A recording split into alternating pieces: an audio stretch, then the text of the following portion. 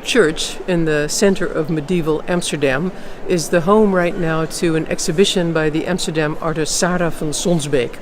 She used the entire floor area of the church, which is actually full of graves underneath it, for an exhibition made solely of emergency blankets, the gold and silver emergency blankets that are used to wrap people up who have been rescued from an emergency. We see them all the time in the news with refugees having been rescued from the sea.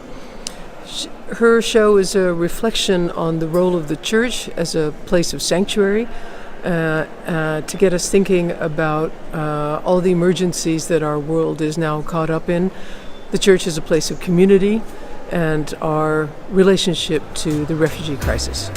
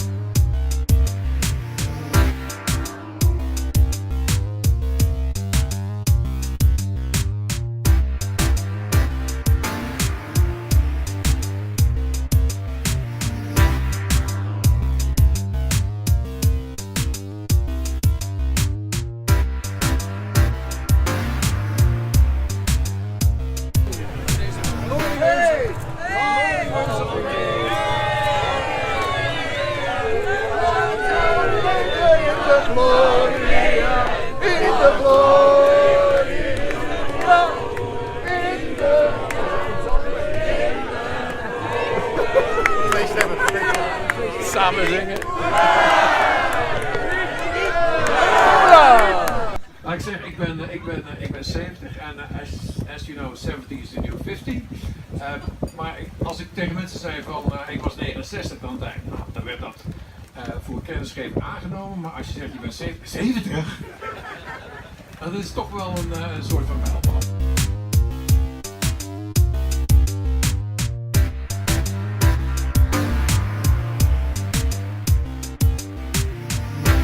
Hoe dan ook, Leon, ik mag niks over jou zeggen.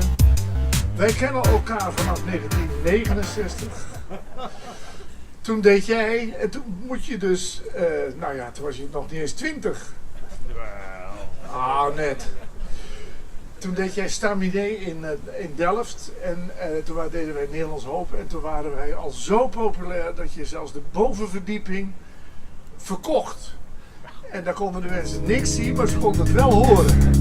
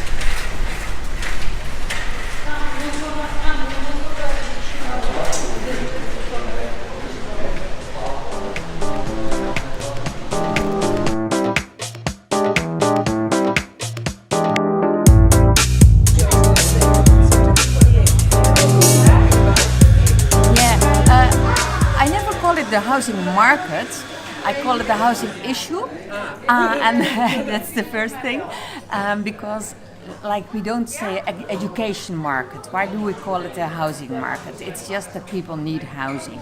And is Amsterdam unusual in this respect, or is Amsterdam just one of the many cities that has housing problems? Yeah, it all started in Amsterdam, but by now all, let's say, bigger cities have the same problem, in Holland at least. And are you going to give us a flaming, are you going to whiplash us at the talk show? Sure, I will.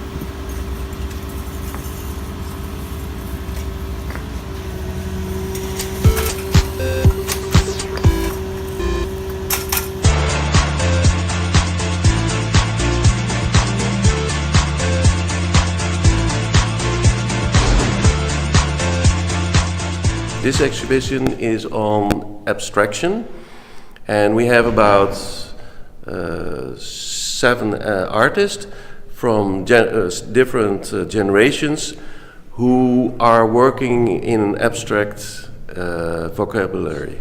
Are these all artists that you worked with when you were a curator at the Municipal Art Museum in Stadsleven? Right.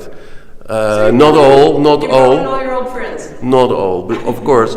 There are very young artists also in this exhibition, that the younger generation is using abstraction as a complete, normal, accepted way of expressing themselves, but don't have this kind of ideological or need to prove that abstraction is a visual way of expressing themselves. That's refreshing. Yes.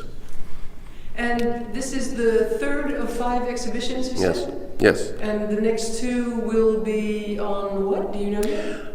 The next one will be, it's called Après nous le déluge, so it's about all the apocalyptic things which we can experience beyond. And tell me something about this space. Yes. It's quite an extraordinary space. I'll walk around with the camera and show people where we are. Standing here, actually this was a chapel, and where we're standing here was, the altar was right here in the middle. So we have here all the light coming from above, and as you see the windows, the construction of the windows, this was built in 59 by a Catholic artist, obviously, who must have seen the design of Le Corbusier's Ronchamp.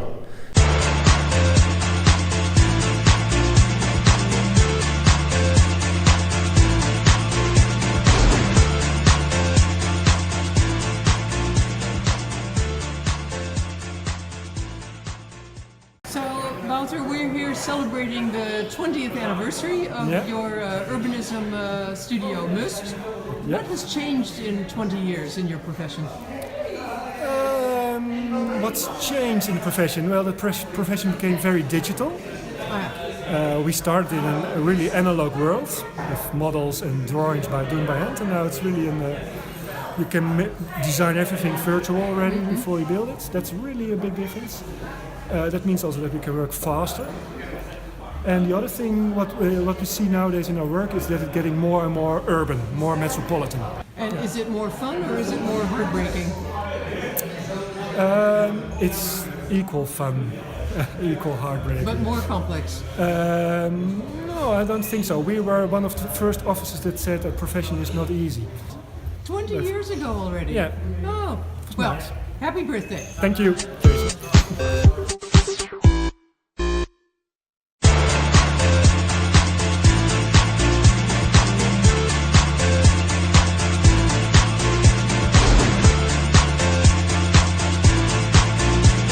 Maarten Baas is one of the Netherlands' most inventive, most entertaining, most thoughtful designers. I've been following his work since he graduated from the Design Academy and immediately made a name for himself internationally with his burned furniture. And here at the exhibition Hide and Seek at the Museum of Groningen, There are a number of examples of his burned furniture and also of much of his later work. Some of his projects that I think everyone knows and loves are his clocks, where you see people behind the face of the clock drawing the hands, or you see two guys with brooms who are laboriously moving trash around to form the hands of the clock. And he's gone on to make some really wonderful inventive furniture. One of my favorites is his tree chair. It's a comment on the incredible superficiality and quick turnover in the design world. This is a chair that will only exist after a form has been pushed into a tree as it grows for 200 years. And I thought that a designer with the ability to comment on his own work and on his own profession, well, he's stolen my heart.